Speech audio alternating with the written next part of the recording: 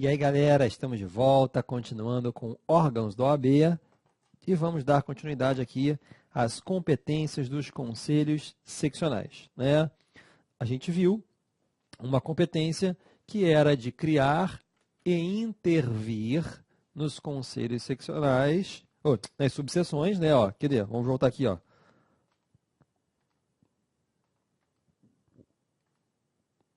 Olha aí, ó. Vimos a primeira, que é criar as subseções e a Caixa de Assistência de Advogados e, consequentemente, intervir nesses mesmos órgãos, não é? Inclusive, já caiu isso aí em prova. Bom, compete ainda aos conselhos seccionais, pessoal, criar a tabela mínima de honorários advocatícios, que vale, obviamente, somente para aquele estado, fazer a lista sêxtupla para encaminhamento das vagas para o quinto constitucional, quando se tratar de Tribunal de Justiça. O Conselho Seccional ele funciona também como tribunal de recursos. Quer ver? Isso aqui é importante. Vejam para cá. Venham para cá.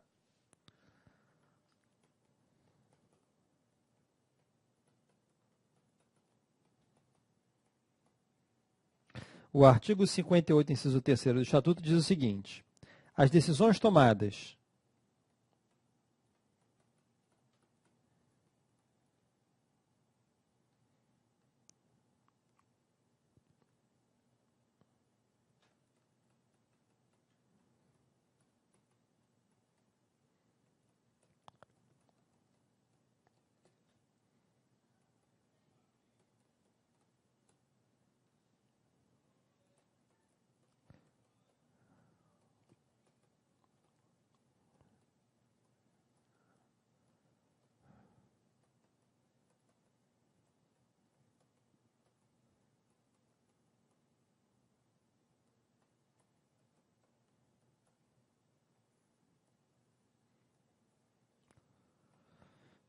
Bom, gente, olha só. As decisões tomadas por um presidente de conselho seccional, ou pela diretoria de conselho seccional, ou pela diretoria da Caixa de Assistência aos Advogados, ou pela diretoria da subseção, ou até pelo Tribunal de Ética e Disciplina, as decisões daqui terão seus recursos analisados pelo Conselho Seccional.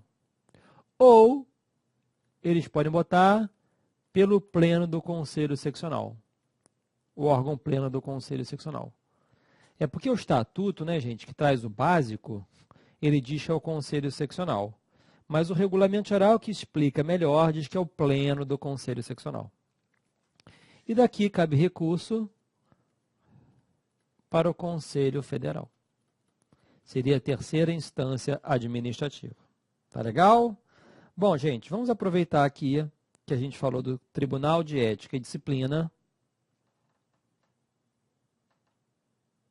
Olha, o Tribunal de Ética e Disciplina, ele não é um órgão da OAB, não. Ele é um departamento que existe dentro de cada conselho seccional. Dentro de cada conselho seccional. E ele é responsável, aliás, ele tem as suas competências lá nos artigos 70 e 71 do Código de Ética e Disciplina. O Tribunal de Ética e Disciplina, pessoal, ele não serve só para processar e punir os advogados de primeira instância, não, viu? Eles servem também para tirar dúvidas sobre a nossa matéria.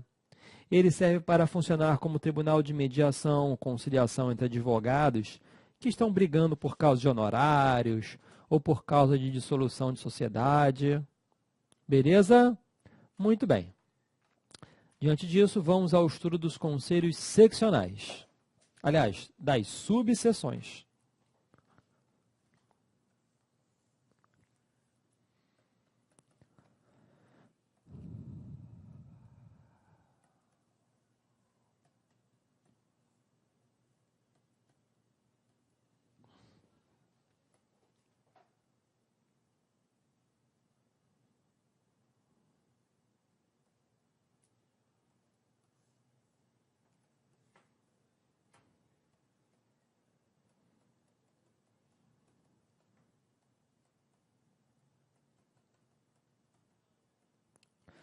Bom, pessoal, as subseções, elas funcionam como braços, longamanos, extensões dos conselhos seccionais.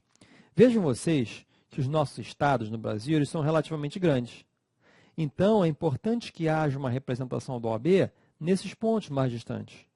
Vejam vocês que as subseções, elas podem ter como sede, como base territorial, um município,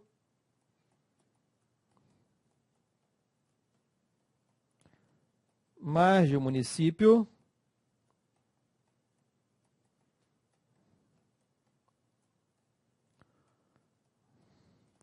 ou parte de município. Pode ser em qualquer lugar, gente. Agora, para que um conselho seccional crie uma subseção, tem de ter pelo menos 15 advogados domiciliados profissionalmente. E se por acaso tiver mais de 100 advogados, pode ser criado um conselho de subseção. O que adianta se criarem um conselho de subseção? Não é conselho seccional não, hein, gente? É um conselho de subseção. Esta subseção agora vai ficar mais importante. Ela já pode fazer mais coisas. Ela já pode fazer as coisas que estão no artigo 61, parágrafo único do Estatuto. Por exemplo, já vai poder agora receber um pedido de inscrição no quadro de advogados e no quadro de estagiários, emitir um parecer prévio, mas na hora de decidir não pode decidir não. Tem que mandar lá para o Conselho Seccional decidir. Se tiver conselho de subseção, já pode agora receber uma representação contra o advogado, contra o estagiário, fazer a instrução processual, que é a colheita de provas, mas na hora de julgar, tem que mandar lá para o Conselho Seccional. Certo? Muito bem? Maravilha, pessoal. Outra coisa, prestem atenção aqui, venham comigo. Perceberam que eu coloquei de cor diferente, não é? Tudo que é de subseção, eu coloquei de cor diferente, para que vocês se lembrem de que a subseção é diferente mesmo, pessoal. A subseção é o único órgão da OAB que não tem personalidade jurídica própria, certo? Vejam só, as subseções, elas funcionam como braços, longamanos, extensões dos conselhos seccionais. As subseções são órgãos autônomos dos conselhos seccionais, mas não têm personalidade jurídica própria. Beleza? Muito bem. Agora eu vou te falar uma coisa aqui, ó, gente, uma coisa muito fina, isso aqui é uma coisa muito importante, tá? Nunca caiu em prova. Eu não sei como é que não perguntaram isso em prova ainda, tá? Olha, já fui convidado algumas vezes para integrar a banca, né, de exame de ordem, mas eu não aceitei, claro, porque eu não poderia estar dando aula para vocês aqui, que é o que eu mais gosto de dar aula, né? E ver o sucesso de vocês, obviamente, tá? Mas olha, se eu tivesse num dia lá, né, de mau humor, eu faria essa questão, né? Se bem que, olha, gente, eu não me lembro o último dia que eu estava de mau humor, não, né? Se bem que realmente eu não me lembro nenhum dia que eu estava de mau humor na minha vida. Realmente, né? Não sei, é uma característica minha, né? Bom, pessoal, vem para cá. Olha lá. Mas, brincando, na verdade, eu não sei como é que eles nunca perguntaram isso, minha gente. Eu nunca sei como é que eles nunca perguntaram isso. Olha só. Se vocês entrarem no site do seu conselho seccional, lá existe uma série de comissões. Comissão do advogado criminalista, comissão de estágio de exame de ordem, comissão do advogado da mulher, comissão do advogado idoso, comissão de assuntos legislativos, que é a comissão a que eu pertenço aqui no Rio de Janeiro, né? Comissão de assuntos legislativos. Inclusive, eu dei uma entrada lá numa proposta para ver se a gente muda um artigo aí do Estatuto, né? Que é a questão da prescrição, que da forma como está no Estatuto, é muito prejudicial para o advogado, porque a prescrição das infrações disciplinares só começa a contar depois que a OAB descobre, depois da constatação oficial do fato, e não da data do fato, como deveria ser, né? Vou explicar isso para vocês em processo disciplinar depois, né? Enfim, gente, a criação dessas comissões é de mera liberalidade. Pode-se criar comissão para diversos assuntos. A comissão da professora Cristiane Dupré, que é a Comissão de Proteção aos Animais, né? Mas existem 3 comissões existem 3 comissões que são obrigatórias em todos os conselhos seccionais e em todas as subseções que tem o conselho. Tá? Quais são, gente?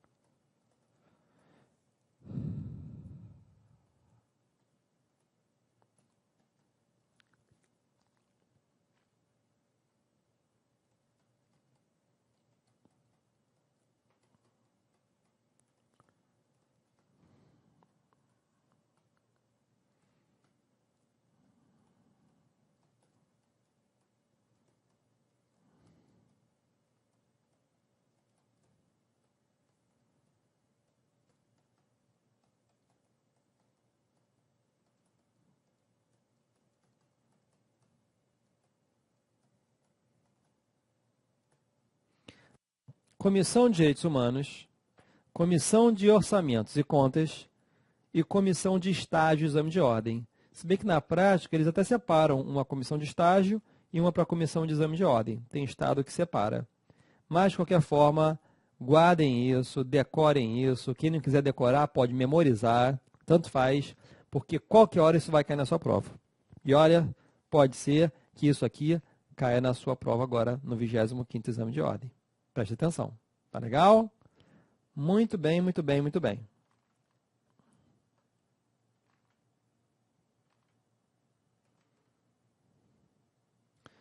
Bom, vamos passar então agora a estudar a Caixa de Assistência dos Advogados,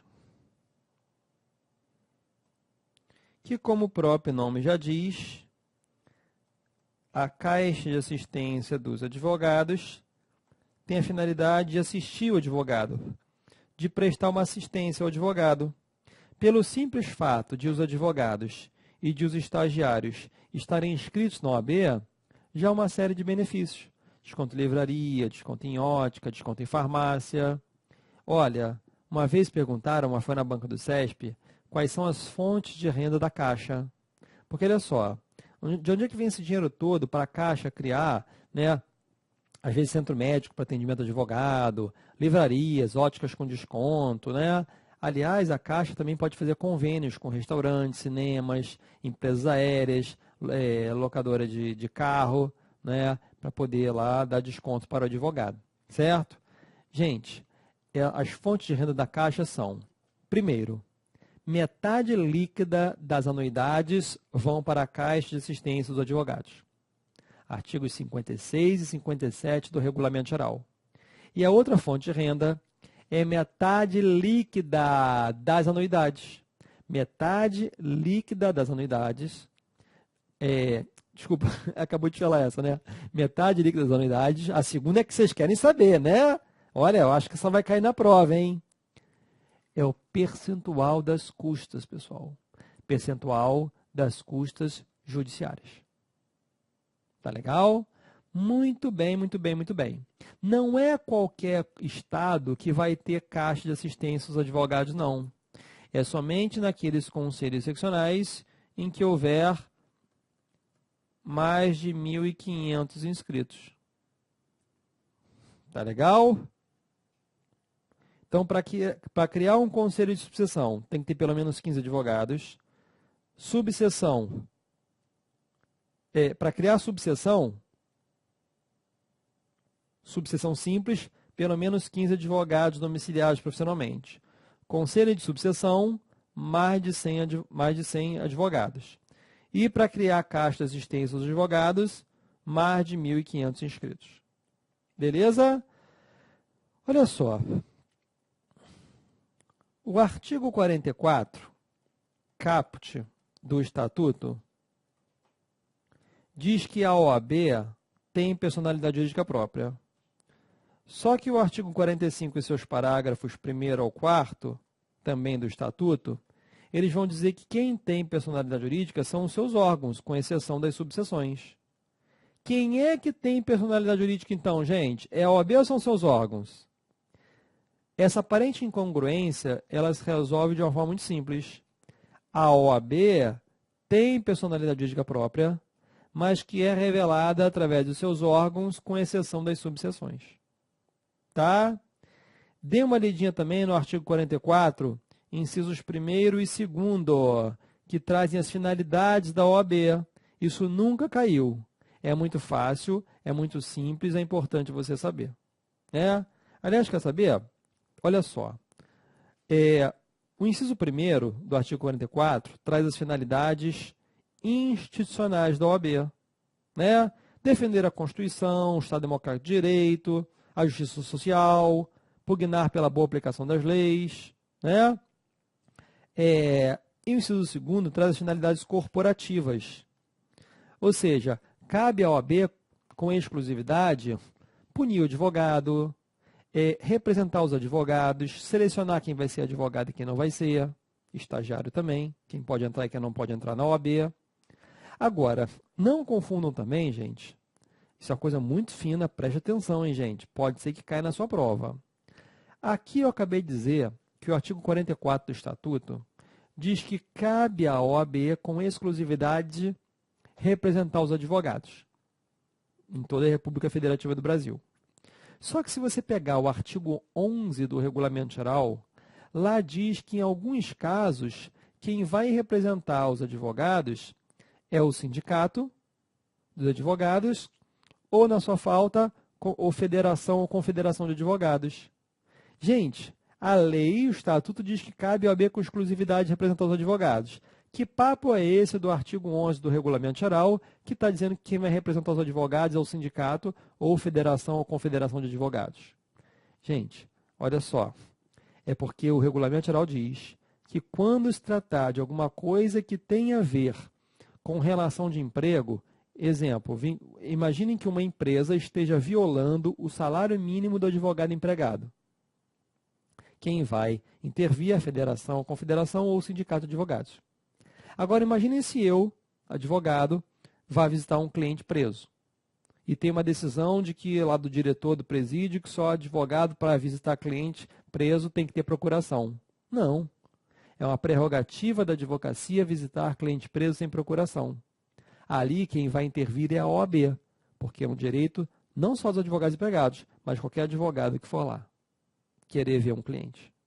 Maravilha? Querer visitar um seu cliente. Tranquilo, pessoal? Maravilha?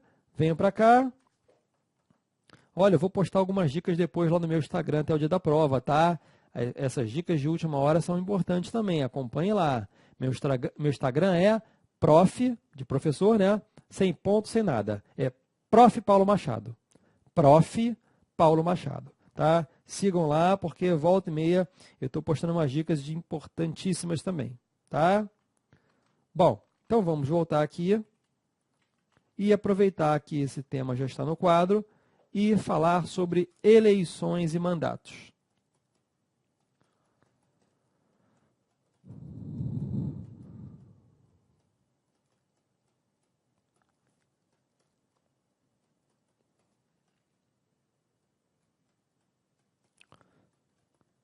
Artigos 63 ao 67 do Estatuto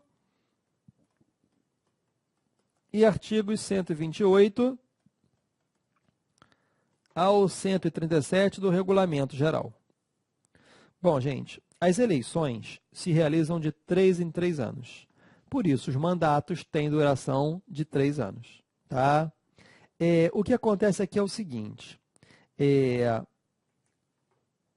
As eleições são feitas nos conselhos seccionais com voto obrigatório para todos os advogados. Vejam vocês que estagiário não vota, tá? O estagiário só pode votar lá na CNAB, que é a Conferência Nacional da Advocacia Brasileira. Aqui nas eleições da OAB, o estagiário não vota, certo? Se o advogado não votar e não justificar o porquê não votou, ele paga uma multa de 20% do valor da anuidade. Tá? Bom, as eleições, elas são feitas através de chapas. E nessa chapa vem um time todo completo dos candidatos. Vem o candidato a presidente do Conselho Seccional, vice-presidente, secretário-geral, secretário-geral adjunto, tesoureiro.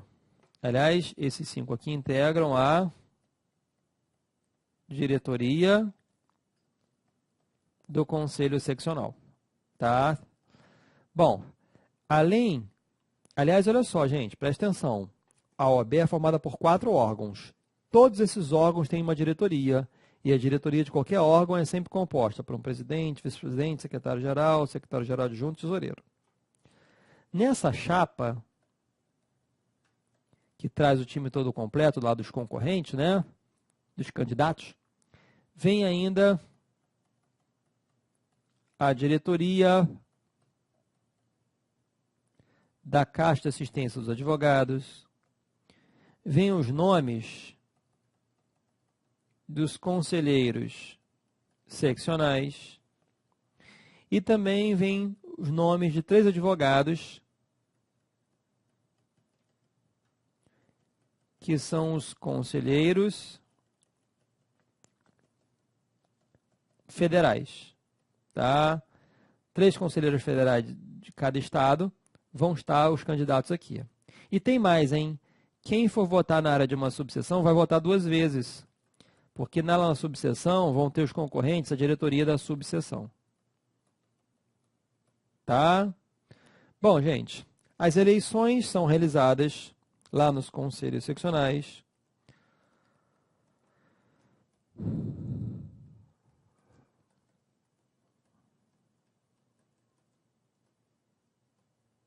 Na segunda quinzena de novembro. Cuidado para não confundir com outubro, né? Outubro são as eleições lá do Legislativo, Executivo. Na OAB é em novembro, tá? E a chapa que obtiver a maioria dos votos válidos será a chapa vencedora, tá? A posse dos vencedores, lá nos conselhos seccionais, a posse ocorre no dia 1º de janeiro. Já no Conselho Federal, a posse ocorre no dia 1º de fevereiro. Por que tem essa diferença, hein? Pelo seguinte, preste atenção. Nós já sabemos qual é a diretoria do Conselho Seccional, qual é a diretoria da Caixa e qual é a diretoria da subseção. Tá? Falta escolher a diretoria de onde, hein, gente? Do Conselho Federal. Então, como é que vai funcionar lá? Deixa eu voltar aqui para aquele primeiro desenho. Olha só. Gente, no dia 31 de janeiro, esses 3 de cada estado vão se reunir. E eles, entre eles, vão escolher a diretoria do Conselho Federal, que vai tomar posse no dia seguinte. Deixa eu anotar lá para gente. Vamos com calma, tá? Tem pressa não, isso aqui é importante. Tá? Isso aqui pode cair na sua prova, hein? Presta atenção. No dia 31 de janeiro, os conselheiros federais vão se reunir sob a presidência do conselheiro federal mais antigo e juntos vão escolher a diretoria do Conselho Federal, que vai tomar posse no dia seguinte. Sendo que, como eu disse a vocês, toda diretoria tem um presidente, um vice-presidente, um secretário-geral adjunto e um tesoureiro. Lá no Conselho Federal, gente, olha só, são 5, né, integrantes da diretoria, presta atenção.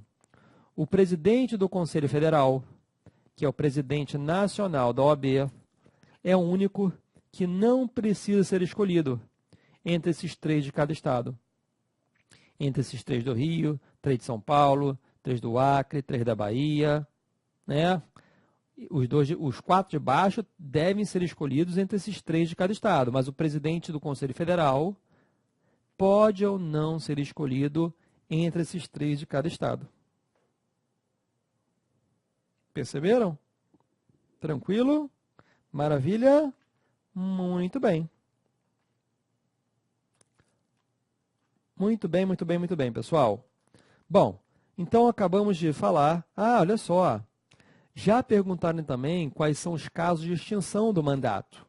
3 anos depois se encerra. É permitida uma reeleição porque há aplicação subsidiária do Código Eleitoral e da Constituição, claro, sempre, né?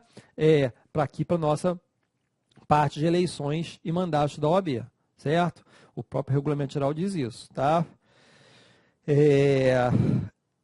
Só que antes dos 3 anos, haverá a extinção do mandato. Em quais casos, hein? Haverá a extinção do mandato quando, preste atenção, quando o eleito, quando o conselheiro, ele sofrer qualquer punição disciplinar, qualquer sanção disciplinar, censura, suspensão, exclusão, multa, qualquer uma, tá?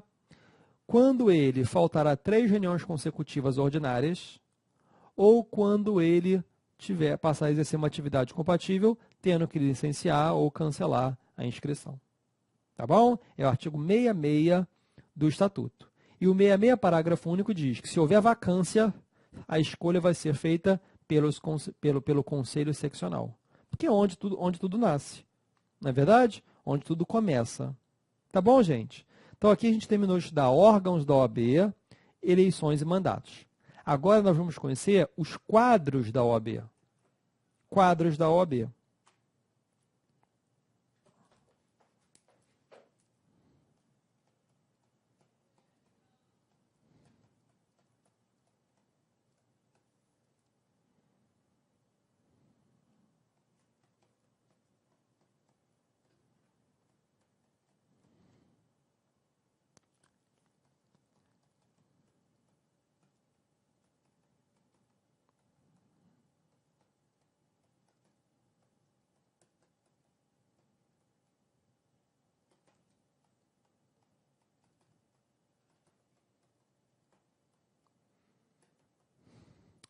Bom, minha gente, a OAB é formada por 2 grandes quadros. Ela tem o quadro de advogados e tem o quadro de estagiários. Os requisitos necessários para quem quiser ser advogado estão lá no artigo 8º e os requisitos necessários para quem quiser ser estagiário estão no artigo 9º. Vamos estudar cada um desses requisitos. Olha, gente, nós tivemos uma prova da OAB que caíram 8 questões só sobre esse artigo 8º. Vê se pode, hein? É uma prova antiga. O artigo 8º diz: para inscrição como advogado é necessário. Inciso 1º, capacidade civil. Então, tem que ter capacidade civil, tá? Depois, diploma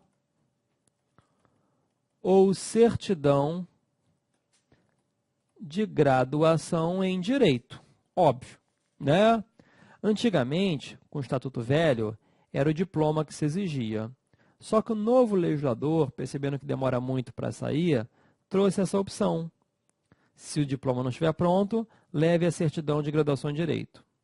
Só que este artigo 8º, inciso 2º, gente, ele deve ser combinado com o artigo 23 do Regulamento Geral, que diz o seguinte: se o diploma não estiver pronto, tem de levar a certidão de graduação em direito mais o histórico escolar autenticado.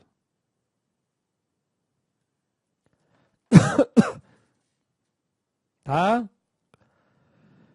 Ou diploma, se não tiver, tem que ser os outros 2. Certidão de graduação em direito e história escolar. Quem vai exigir o história escolar é este artigo 23 do Regulamento Geral. Tá bom? Terceiro, para inscrição como advogado é necessário título de eleitor, e quitação do serviço militar, índice brasileiro. Mas aí a gente vai explicar isso lá no nosso próximo bloco.